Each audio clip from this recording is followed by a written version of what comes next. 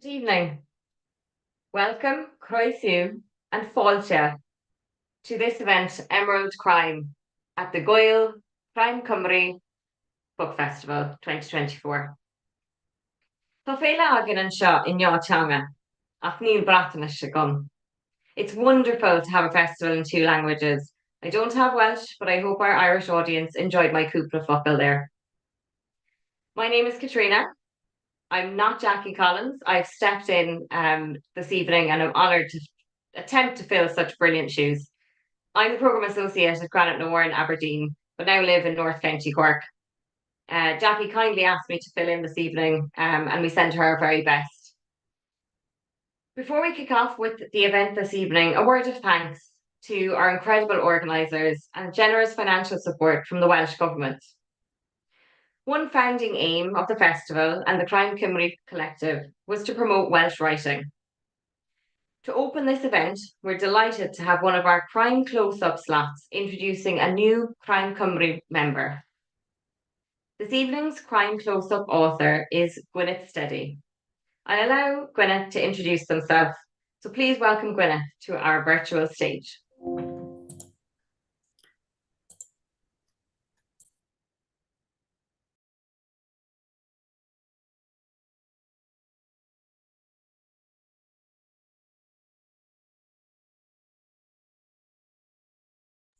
I thought I had unmuted there. I do apologise.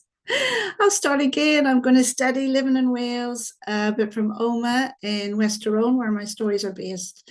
This extract is from the beginning of the Sleeping Dog's Lie, in which on Friday, the 12th of April, 1988, Trevor Mulholland, a quarry owner, arranges to be given a lift to a pub outside Oma by his close friend Duncan Gallagher for a meeting. Duncan loosened his collar with his free hand and pulled down his tie. He had heard of Keely's pub, of course, but he'd taken care not to visit. The green, white and gold painted curbstones didn't help. He'd been straight with his friend when he had asked for a lift. Not comfortable was the phrase he'd used. 4 miles from the town in a staunchly Republican area. Brilliant. Still, they should be safe enough this time in the afternoon. Duncan pulled up in the deserted car park. Trevor looked at his watch and reached down awkwardly for the bulging envelope at his feet. Stay for a quick one before my meeting? Trevor asked. No need for you to wait for me. Probably best if you don't. Okay, I'll come in for one. Duncan felt relieved that he wouldn't be around for long. Trevor hadn't said who the meeting was with, and Duncan had absolutely no intention of asking. In this country, what you didn't know kept you safe, and Trevor had kept more and more from Duncan over the last 2 years. About you, Tony, Trevor greeted the barman. Usual? Tony asked. He rose slowly from the stool positioned beside the cash register and stretched out his back. Duncan looked at Trevor in surprise. A regular in this place? He knew Trevor liked his drink, but this couldn't be a regular watering hole. Aye, a pint for me and a wee chaser, Trevor replied, and then turned to Duncan. What about you? At Duncan's nod, he added, and half of the black stuff from a friend here. Duncan looked around him. The pub was typical of the type. No refurb here for many a year. Tony placed the drinks on the counter in front of Trevor. There you are. I'll be at the back. To your delivery. Duncan took a sip of his drink and watched Tony push the swing door that led to the rear of the pub. Trevor was fingering the envelope he'd placed in front of him. Trevor, I'm sure you know what you're doing. I'm happy enough not knowing what you're up to, but thanks for your concern, Trevor smiled. In my line of work, you have to make sure you keep everyone happy. He tapped the envelope with his index finger. As they say, it's not pleasant, but you have to do it. A fact of life for you on a quarry in this province. He took a sip of his whiskey and a gulp of his stout. I know, Trevor, but the door to the pub slammed open. A man in dark clothes, a balaclava, a handgun held out, was walking towards them.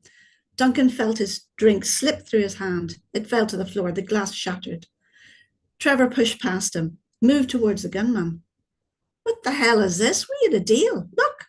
Trevor held the envelope out in front of him. It's all in there. Go and talk to the top man. The gunman shook his head, his weapon still pointed towards the two men. For God's sake, it's all there, Trevor insisted, his voice weaker now. A flash, a deafening noise that echoed from the walls. Duncan's ears popped and then started to ring. Trevor slammed into him as if he was jumping backwards. Duncan fell to the floor, Trevor on top of him. Duncan's face was wet, his eyes stung. The gunman now closer, his eyes narrowing. Duncan cleared his face with his hand and looked at it. Blood. The gunman lowered his weapon, turned, and walked out of the room. Thank you very much.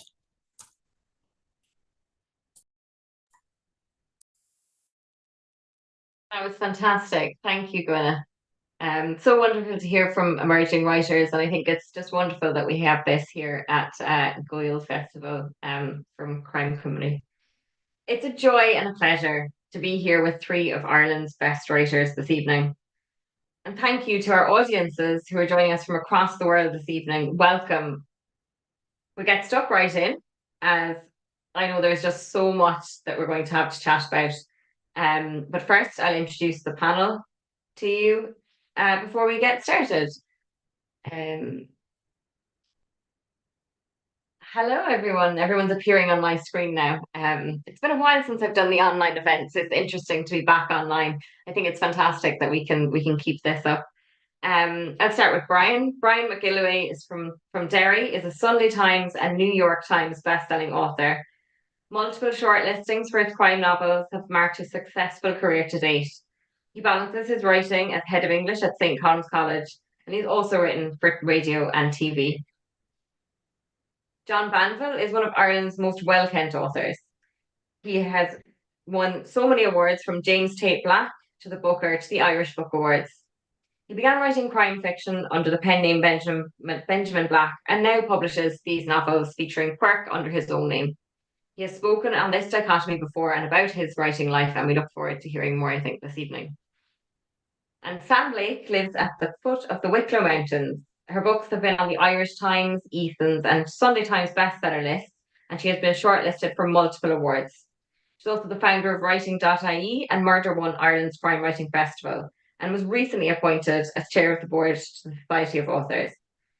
So excited to chat about their work, and particularly these three books, The Empty Room, The Lockup, and Three Little Birds. So welcome, everyone. Thank you for joining us this evening. Thank you so much for having us. It's great to be here. Yes. Just a little bit on the format as well. I have so many things to chat about these three books and your work in general, but we also want to hear questions from our audience.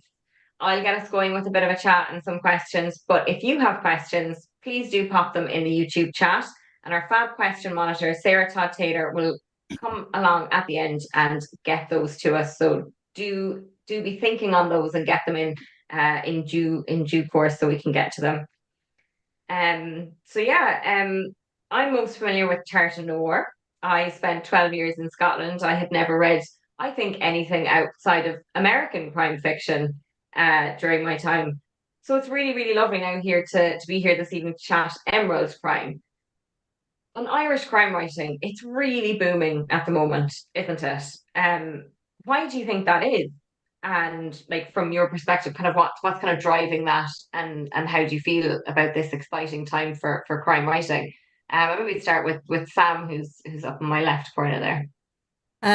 What is driving it? I'm not too sure. I think we've suddenly reached a tipping point, and I think one of the key things about Ireland and Irish writers is the storytelling, and it really being in the Irish writers' DNA. And so storytelling has always been a huge area, but I think crime just definitely seems to be taking off in a huge way at the moment. I don't know if there's actually a reason for it. I think there's a reason for the Irish women crime writers suddenly to have reached a tipping point.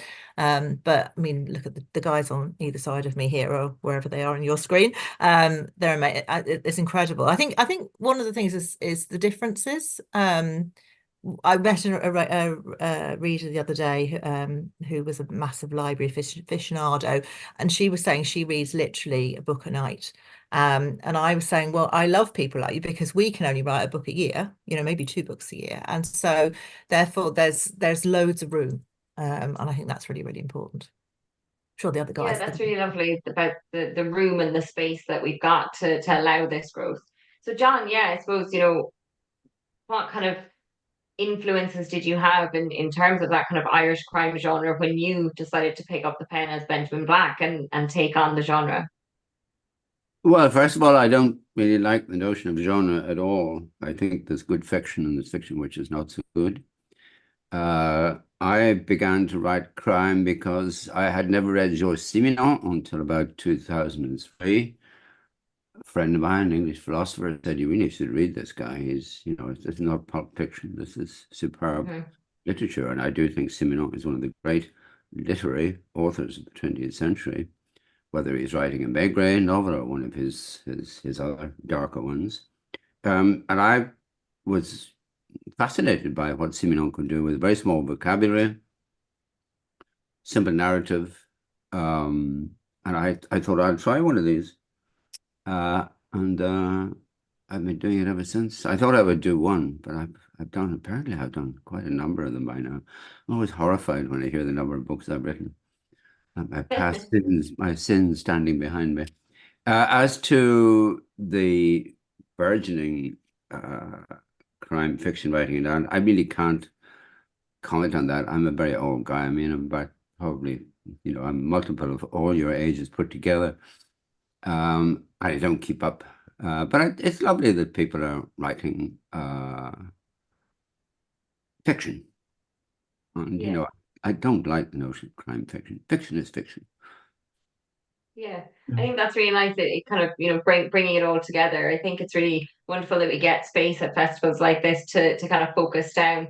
But, I think a reader is a reader, and I certainly, I don't think a reader out there exists that sticks to one type of book or one author through their life. And I think that's really wonderful that we have such a variety. Brian, what about yourself on that and the kind of being part of that Irish crime writing set? Yeah, I mean, I agree with both Sam and Joanne on what they've said. I suppose I've kind of come at it from a slightly different angle, coming from the north. And certainly what we would noticed here, I wrote my first book in 2002.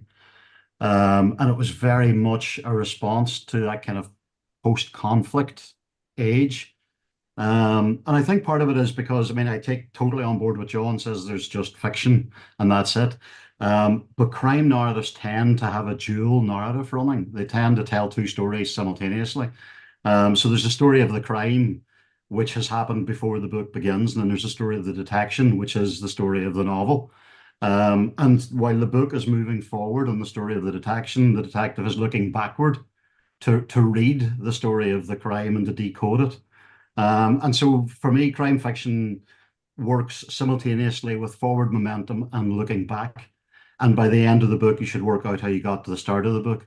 And I do feel that certainly for a lot of writers from Northern Ireland, there was a sense post Good Friday Agreement of wanting to move forward, but also being aware of the fact that we needed to kind of look back to work out how we'd got to here, if only to make sure that we don't do it again.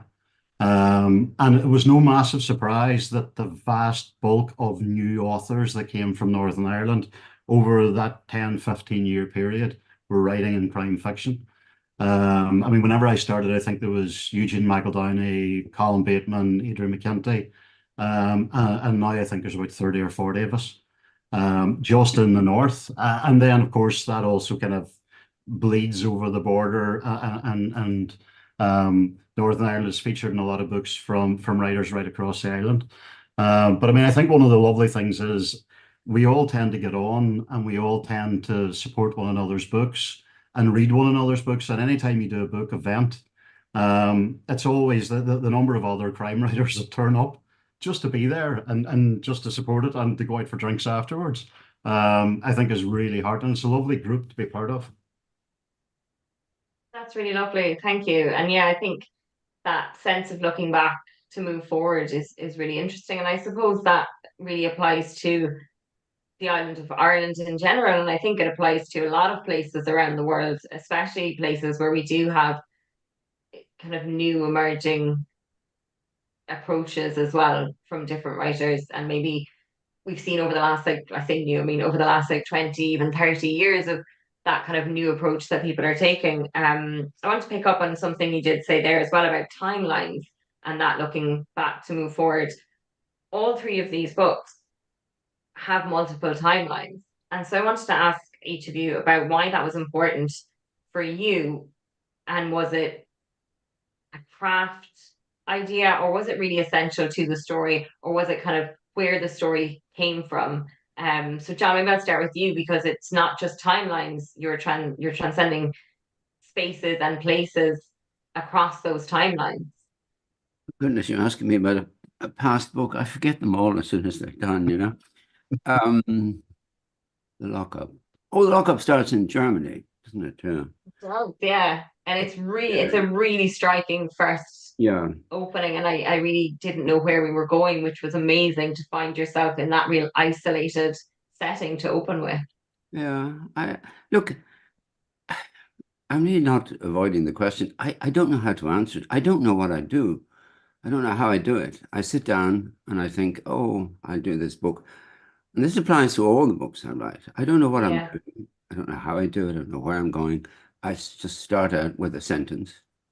You know, like Paul Klee, the artist, say, you know, taking a line for a walk. I take a sentence for a walk. I write a sentence, and then I think, oh, that's interesting, and I'll move on. I wish I could say that I had a grand plan, you know, that I knew from the start what I was doing and was going to do. One of the crime books that I wrote, I wish I could find a different formulation. But anyway, one of the books that I wrote in this series was the night before I finished it. Actually, it was The Lockup. Yeah, The Lockup. The night before I finished The Lockup, I thought, oh, I know who the killers are. This is really boring. And I thought, oh, hang on. There's a guy that was earlier on in the book. I make him the killer. So next morning, I was in Anna McCarrick, you know, the writer's place, the writer's retreat. And I sat down and wrote 3,000 word chapter. Didn't read it, packed it up, sent it off to my publishers. And by the time they sent it back to me, I'd almost forgotten what was in it. But that's the point of this kind of writing, is spontaneity. You know, Wonderful. Let things happen. And then the reader will be thrilled to feel that he, she, or it is going along with what's happening. That's the joy of the thing for me. It's just another one of them I wrote ages ago. I didn't know who the killer was until about 3 pages before that. But why is it amazing? I mean, detective. The detective doesn't know who the killer is until, you know, the last page. Hercule Poirot gets them all together and says, "It was you, Colonel Smith Willoughby. You did it with the axe in the library." This is the joy of writing. I'll stop in a moment. The joy of writing crime fiction is a cliched medium. So is all fiction is cliched. The joy of it is finding new ways of manipulating and displaying and working with the cliches. And you definitely do that so successfully. I think it's really well done in The Lockup. And yeah, I mean, a lot of us come to fiction like this for the surprises, for the twists, for the turns, and there's nothing better than at the very last page being completely blown away by who's actually done what in the story. Sam, can you tell us a bit about the timelines in Three Little Birds? Because they're absolutely. I think that's wonderful, John, too, because I think if it's a surprise to you, it's absolutely going to be a surprise to the reader. And that's really exciting, because I think it's getting those twists and getting those surprises in at the end. And that's one of the joys of this, for me, one of the joys of the genre is that, if we're not going to call it a genre, is I like a book that's surprising me. I like a book that's going to test me, and I'm puzzling it out as I move forwards. And hopefully where I learn something new as well. But I think I love that idea that we can surprise. If we don't know, then we're going to surprise the reader even more. So yeah, dual timelines in Three Little Birds are because Carla Steele is a facial reconstruction expert. So she builds basically faces from skulls and as part of the identification process. And so with that sort of forensics expert, I needed to go backwards with the timeline, because I needed to start with a skull.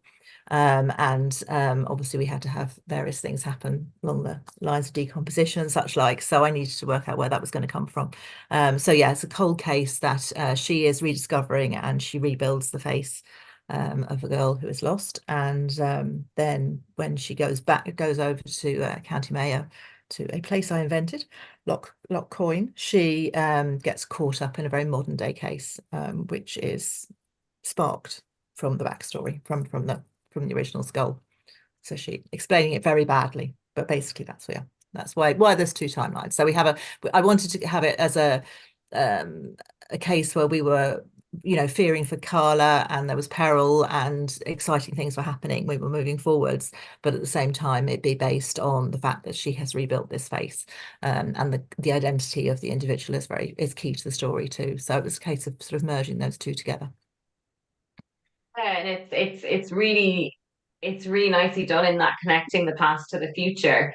And a bit like I was saying about twists and turns, you really are questioning all the time. Like, I don't know if they are connected, and it's that kind of teasing the reader along with these connections between times that you're thinking, are we just getting carried away with it, or is this really where this is going? And yeah, it's done so well in the book. And Brian, yours is a really interesting trio of kind of set times that do kind of move back and forward. And could you tell us a little bit about that in the empty room? Yeah, so the kind of idea of the book is that it begins with Dora waking up to discover that her daughter hasn't come home. And it's now the cover of the book tells you that it's about grief, so it's probably not a massive surprise.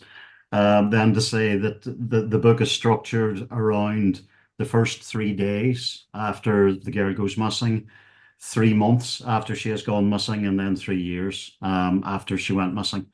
And each point is a different stage and kind of in Dora's grief, and then in her response to what happened. And I think, I mean, I suppose kind of like John has said there about you're making it up as you go along. I tend to see the books kind of in terms of a third at a time. So I kind of know what's going to happen for the first third there or thereabouts. I have no idea where it's going after that. And it is that kind of driving by night or driving at night. You can see as far as the headlights in front of you, but you still get safely home. So I kind of knew what I wanted to happen in the first 3 days. I kind of knew how Dora would respond in the immediate aftermath. And then as I was writing that then kind of lent itself to, well, here's how she might feel 3 months after. And it was a deliberate kind of structural choice, just because I think, as with any bereavement, in the first couple of, particularly in Ireland, in the first 3 days, lots of people are around, and everybody's there, and everybody's interested, and everybody is sharing in the grief and in the story. But that kind of dissipates, and by the time you get to 3 months, you tend to be on your own. And it's still very raw for the person who's grieving, but everybody else has just moved on. And so I was kind of interested to look at how Dora would respond to that. And I kind of, with this one, because with the procedurals, I had written books about the detective's perspective on the crime. And with The Last Crossing, I had written kind of the perspective of the criminals, kind of feelings about the crime 30 years after. And so with this one, I wanted to look at the impact on the family of the victim, and how Dora responds to that. So I kind of didn't know what was going to happen in the story, but I knew from years before. I'd actually mentioned to my agent about 6 or 7 years ago that I wanted to do a book about grief that was broken up into 3 days, 3 months, and 3 years. And so that's where that came from. Can I ask, Brian, have you experienced grief? I lost my dad about 5 years ago, and that did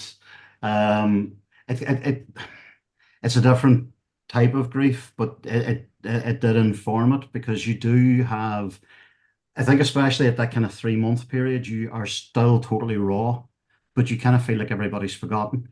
Yeah. And I think you actually feel lonelier at that period than you do in the immediate aftermath, because the immediate aftermath, I think, is quite conflicted. Particularly if somebody's been sick, there's kind of sadness, but there's relief that their suffering is over. but by the 3 month point, But that's very interesting because you're writing not a crime book, you're writing a book about grief. Yeah. Which is far more interesting from my point of view. Yeah. You know, Yeah, it is, and it's a really beautiful illustration of what one person might be going through during that time. But then there's even more added upon Dora. As you say, it's a completely different type of grief. It's a sudden grief, it's a sudden loss, and there's a lot of sense of unknown around Dora and her story. And I think you bring that out really beautifully. And I suppose one of the ways in which you do that is through exploring the complex relationships that Dora has throughout this story.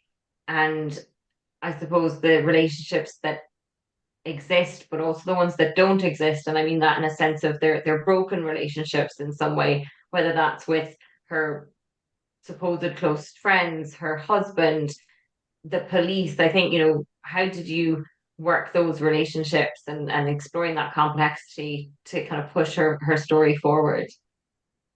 Yeah, I mean, I think it's just that idea. It's that, I suppose, like kind of Shakespearean idea of the breach in nature. Do you know what I mean? When something of that magnitude happens, it's going to affect everything around it. And that was kind of what I wanted to look at. How does this event, because particularly with the genre, we tend to focus an awful lot on the procedural responses to a crime. And what I wanted to do with this was just look at the emotional kind of resonances of it and those kind of ripples out. And one of the things, and I think the Irish, we have a terrible history of this, of kind of the disappeared, whether it's babies that were never found, the Killiney babies, or the disappeared in terms of the North. But we have a horrible history of deaths where the bodies are not returned. And that actually, I think, is what's more horrifying, because at least if someone is there, you can begin to the process of awakening a funeral allows you to begin moving forward. And I think that's sorry. No, that was why. I just say one more quick. I do think that, I've been this scarf is not a gesture. I've been suffering from man flu for the last 2 weeks. And passing the time by listening to and getting increasingly desperate to find things to listen to on Spotify, not Spotify, audiobooks. So I listened to a few Agatha Christie things, and they're just, nobody cares about the person who's killed. The corpse is in the library and nobody gives a damn.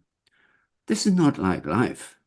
Yeah. One of the great things that's happened in crime fiction is that we've moved on. I mean, Raymond Chandler famously said, "I don't happen to care who killed Professor Plum with the lead pipe in the library.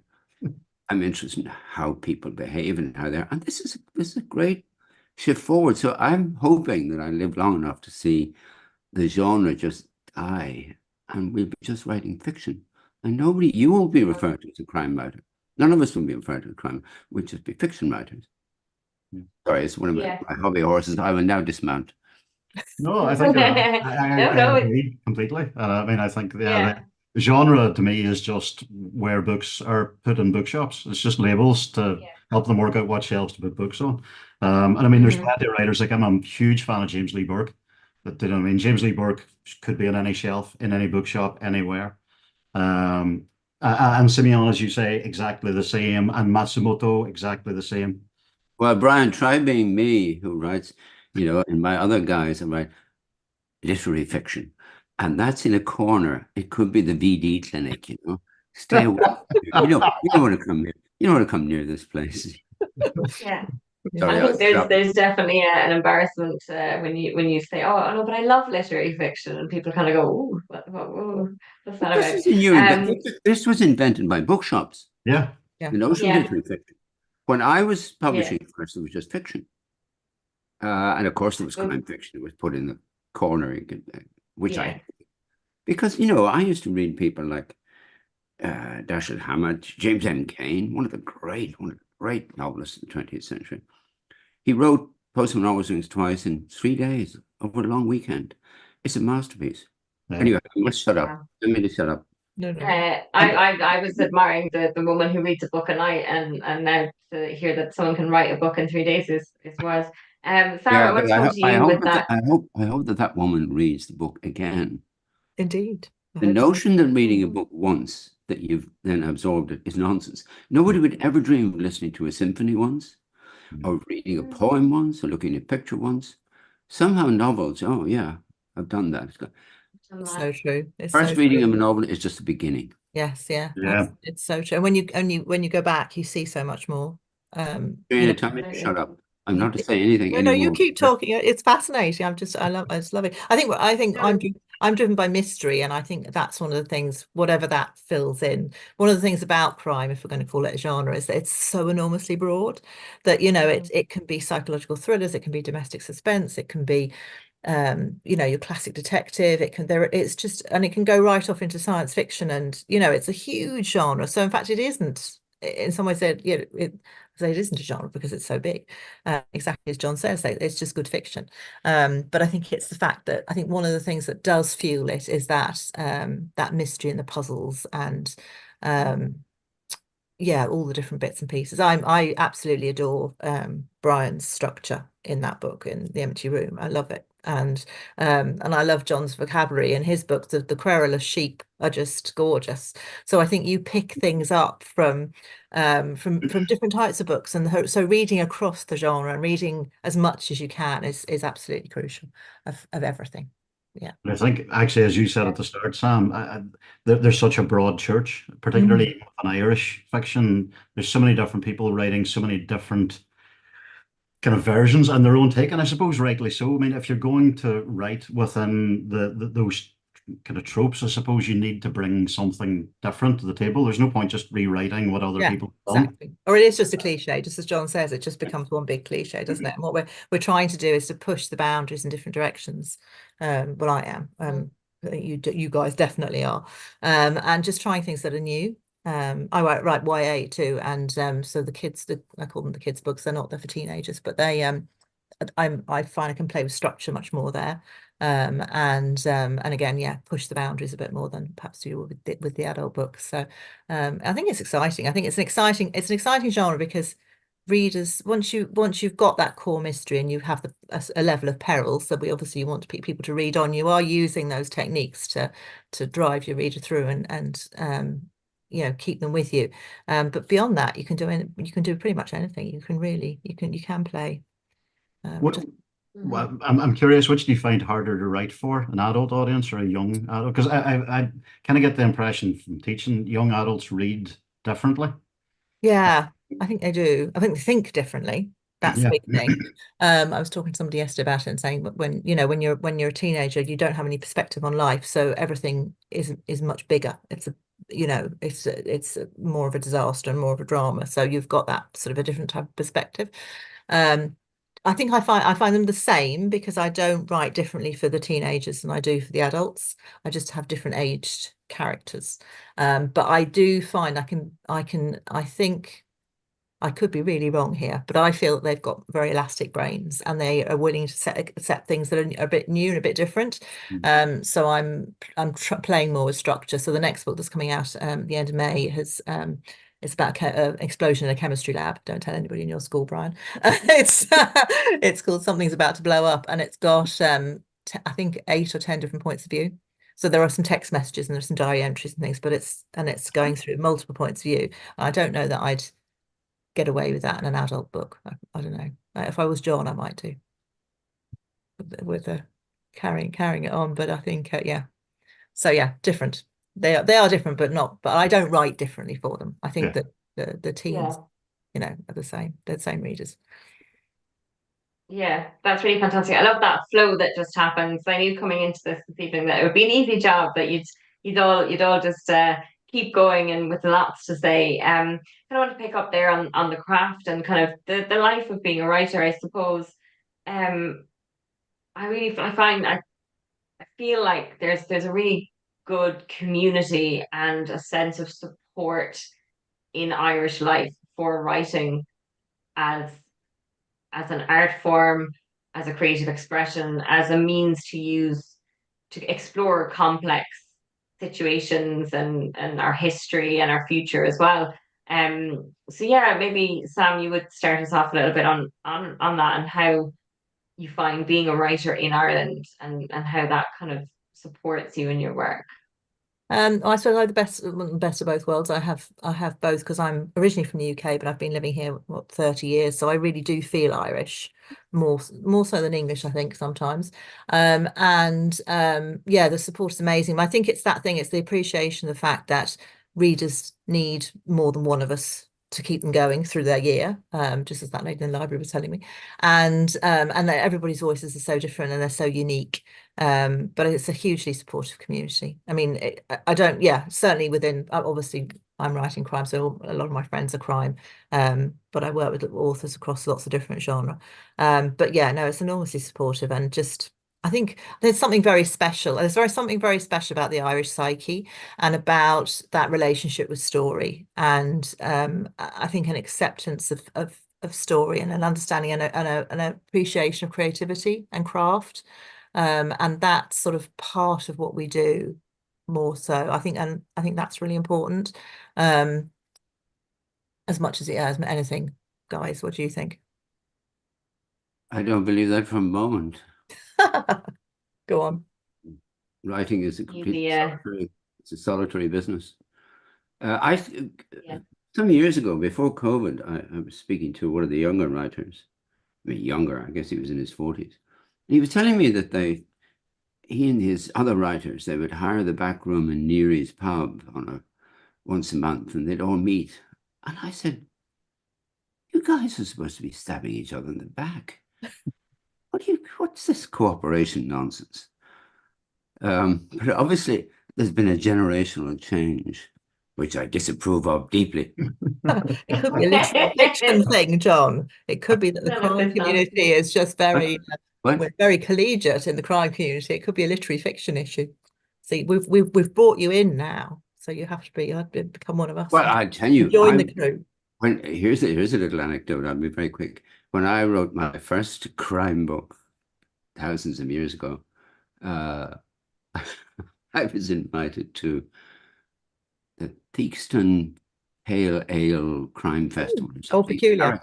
Beautiful town. Oh, peculiar. Beautiful town, Harrogate. And I was ostracized. I was sent to Coventry. Oh, that's very, very rude. I didn't know what I'd done. What I'd done is I'd won the Booker Prize. Oh, well. They hated me for it. Hated me for it. That's mean. Oh, why not? No, I think it's we have huge respect for you winning the Booker Prize. You're flying the flag for all. I think maybe that's a British thing. I make. All right-thinking people should be deeply, as Gore Vidal said, it doesn't do just to succeed. Somebody else must fail. I don't think we think like that though at all. I know you don't. This is why I'm saying you're all sick. You're sick people.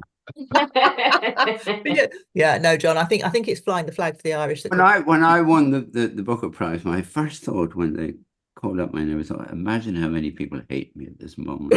Like that, you might be right in that exact like moment. Merceau, were you hoping they would jeer? No, I mean, it's just, this is, I suppose I'm talking about competition. And Martin Amos said to me, you bastard, you've got prizes coming out of your hair. You don't need another one.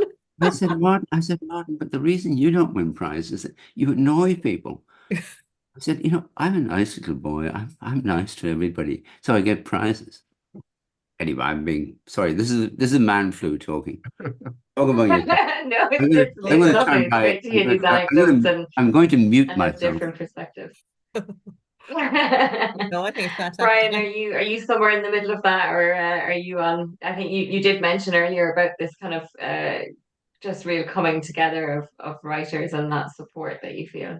Yeah, I mean, I think I think there's a little bit of both. In that writing is ultimately solitary. It is your story, and you're trying to tell it in your way. I think one of the benefits of the kind of the genre or the area that we're writing in is that people who read crime tend not to read one book a year. They tend to read several books a week. And particularly, I think from a Northern Irish perspective, I mean, yeah, there's a lovely collegiality, but it's very difficult to get people to read books set in Northern Ireland. And in fact, the first book of mine that sold in any way decently was Little Girl Lost, which was the first book that didn't mention on the cover that it was set in Ireland. And particularly Northern Ireland, I think there is a reluctance. I think people think they know what they're going to get, and I think they assume that it's going to be about the Troubles and about the Provos and all this kind of stuff. And in actual fact, most of the fiction coming from here has nothing to do with that because we've all kind of moved on. So there's a resistance, I think, to that, which is difficult for writers from the north, which is probably why we tend to get on quite well together because we kind of have that sense of, well, if we can break this through, then that rising tide will float all boats. And the more we can normalize the idea that writing from Ireland and from Northern Ireland is just as important and just as readable. I mean, I think every single Northern Irish author at one stage or another has been told by their editor or agent, you need to stop writing about Northern Ireland. And nobody would say that to anyone from anywhere else. Nobody would say to somebody from London, you really need to stop setting your books in London. And yet there seems to be this kind of Northern Ireland doesn't work. And that, I think, is something that a lot of us have been trying to work to overcome. So yeah, on the one hand, there's a lovely collegiality, but there is also still a resistance.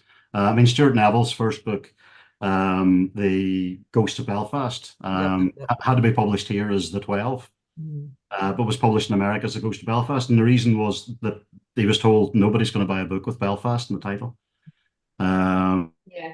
So there is, I think there's still work to do. So yeah, I probably am somewhere between the two. I'm interested, John, you've said a couple of times about your first crime novel, The Book of Evidence, because I have my signed first edition sitting on the shelf over here. Do you consider The Book of Evidence, surely it is a crime? Of course it is. Again, I go back to my hatred of the notion of genre.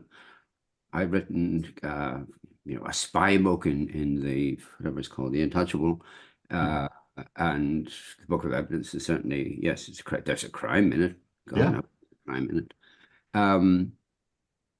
The problem for us, as I see it, is that when you're writing a crime, there has to be a crime, and immediately you're limited. There must be something. If you're told them that there must be something, that you're at a disadvantage. But I've done a very good thing. I wrote a book years ago called Elegy for April. And April was a young woman. And she apparently was murdered, but her body wasn't found. And then in a subsequent book, April in Spain, I brought back the woman. So retrospectively, I have written a crime novel without a crime. I'm very proud of that. Now I'm going to mute myself again. Very cool. I'm going to pick up a little bit on that for my last question, but I will just give a final reminder, get your questions in to Sarah, and she will be joining us in a couple of minutes to share our audience questions with the panel. But yeah, I wanted to pick up on something you said there, Brian, about the reluctance from audiences to read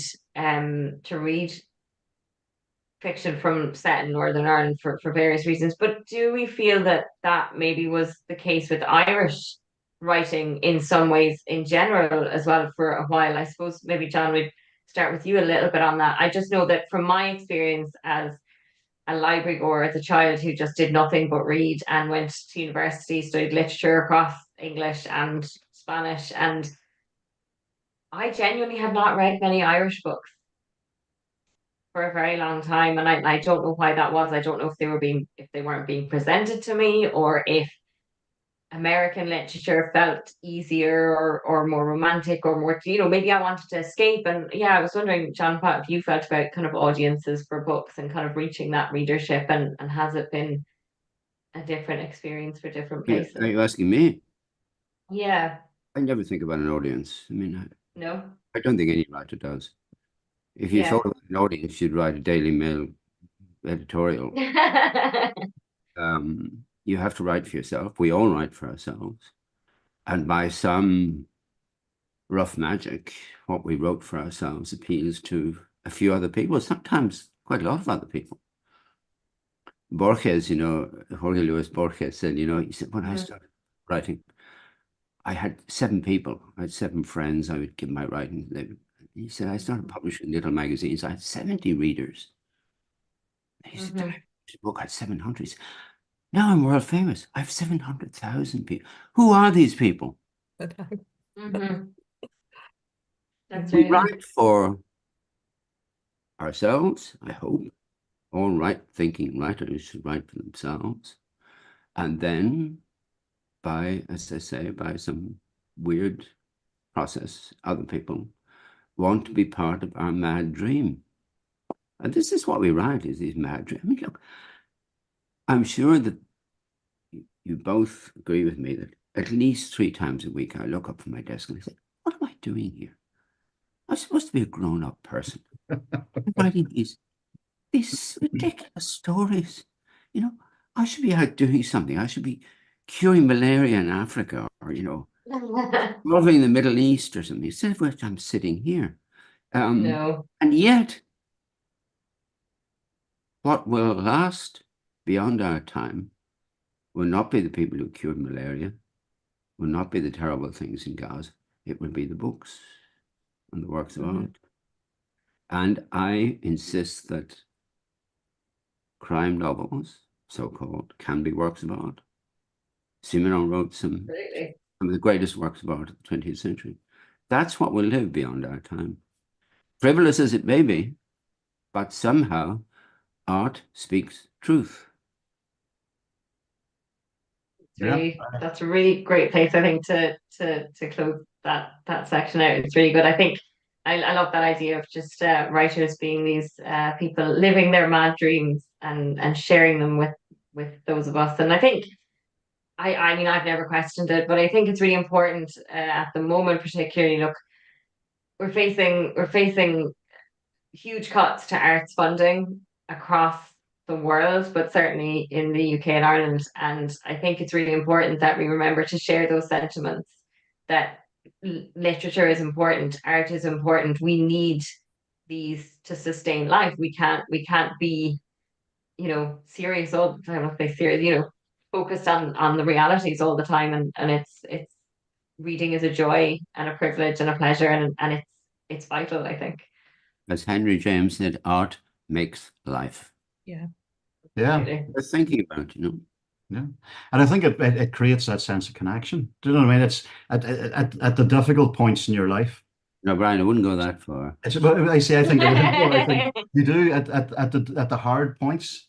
That's when you go to art. Do you know what I mean? That's when you were a teenager and you went through a breakup. You stuck on your favorite song. You stuck on. Do you know what I mean? You went to the art that expressed in a way that you couldn't exactly how you felt. And I think that's what we're all looking for in books. We're all looking to read that sentence that just speaks to us and you just go, yes. And I think that's it.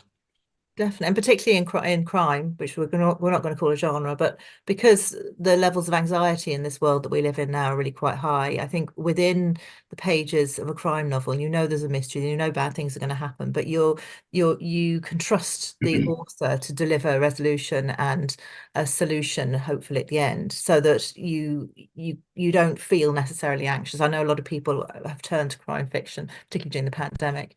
It was a big boom, and it's because it's a controlled space, so it's where awful things potentially. I mean, I'm not into blood and gore particularly, so she's writing books about skulls, but it's but it's a controlled space, and that there's going to be some sort of resolution at the end, a conclusion.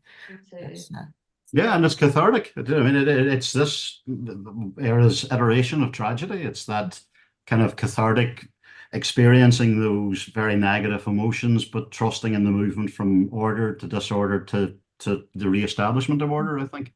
But Brian, we have to beware. I mean, my book, what was it called?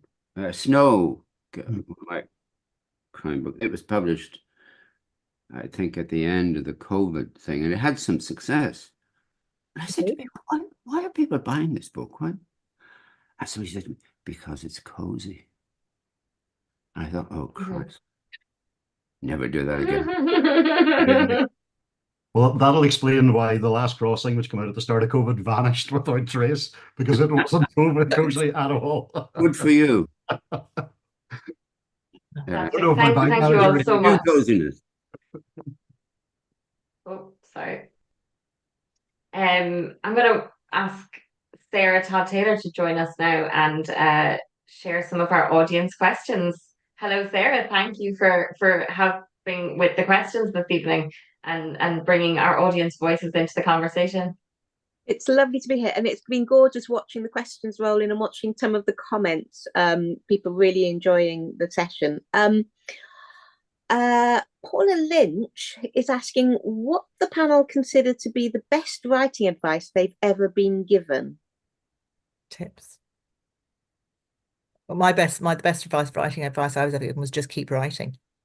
You know, because you grow with every word you write, you grow, and you find your voice, and particularly for new writers. Obviously, I work with an awful lot of new writers, and yeah, just keep writing. Best advice I was ever given. Sarah Webb gave me that, and yeah, gentlemen. Well, the best advice I was given was across the centuries by an ancient Roman called Cato the Elder. No, Cato the Censor. Cato the Censor said, and he was advising orators in the Senate, but also advising writers. He said, "Rem tene verbum sequenter." Grasp the object, the words will follow. Always concentrate on what you're writing about, not how you feel about it, or it's always the object. It's not you; it's the thing you're writing about. Good advice. Yeah, to be honest, probably the same. That idea, just write, read a lot. And I think from a specific point of view, after I had written my first and I was sending it out to people, because I wrote it with no intention of getting it published, and then kind of decided after I'd written it that I would see if anybody else liked it. And a friend of mine said, "Don't wait to hear back about the first. Just move on, work on the second. Doesn't matter if the first gets published or not, just get the second done." And it was the best thing I'd ever, because by the time Borderlands was accepted, I had the second book written and was able to see kind of the bigger journey of the character. May I ask, Brian, when was that? How long ago? 2000, and I wrote it in 2002 and it came out in 2007.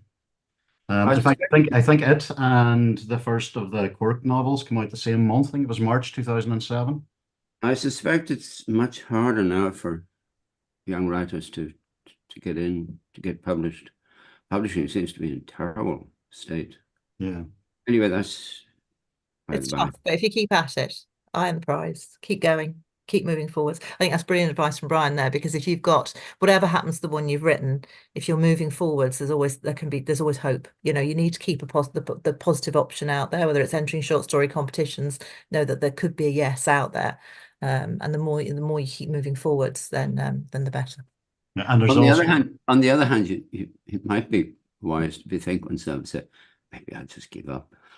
No, John, you're not.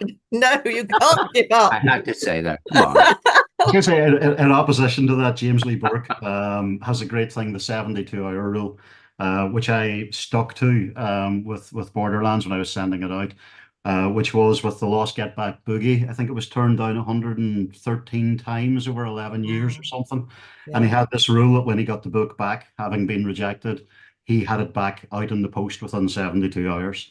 And just kept going and kept going and kept going. That's amazing. I spoke to a writer the other day who was picked up by an agent, and the agent had great aspirations for this book that he was going to sell and didn't. He was dropped, and he sent out 120 people rejected him before the next agent came along, and then they sold a really nice 3-book deal and got a film option. So, you know, that's 100. People say, how many should I send? That was 120. Sorry, Sarah, we've spent a long time talking about one, and you've probably got hundreds there. Extend this till 10 o'clock, it'll be fine. Speaking of film, Donna Moffat did ask, if your books were to be made into a TV or film, of course for John this isn't hypothetical, if another of your books were to be made into a TV or film, John, which of your characters would you like to play? Oh. Are you asking me? Well, all of you, all three of you. What character would you like to? Do you feel you would be most suited to playing? Well, I think they're all boring and awful. I wouldn't want to play any of them.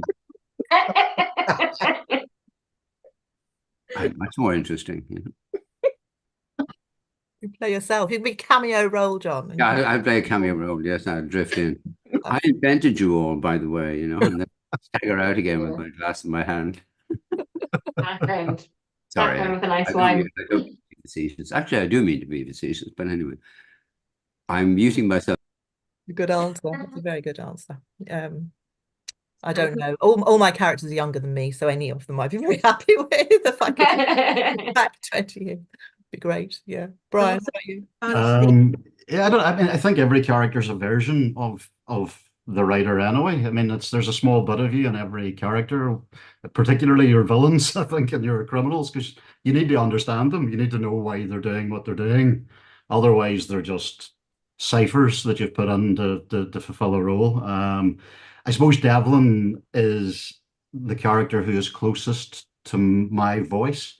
And Devlin is my kind of psychiatrist and punch bag. When things are happening to me, a version of it will be explored in the Devlin books. And even after my dad passed away, I mean, I hadn't written a Devlin book in 9 years, and my instinct when I started writing again was to write Devlin. But the only thing is, I'd be terrible at it. I'd much rather that somebody decent would do it. But yeah, Devlin's probably the character who's closest to my voice. Well, I'll tell you a funny thing that when I wrote my first crime book, I made my central character Quirk. I made him 6'2" and blonde and irresistibly handsome, and all the women fell in love with him. You know, the absolute polar opposite of me. And then they made this BBC series, and Gabriel Byrne played him, and Gabriel's about the same size as I am, dark hair. So my character Quirk has got smaller and smaller and smaller and smaller. I shrunk him to my size. Also, it's interesting about characters, you know.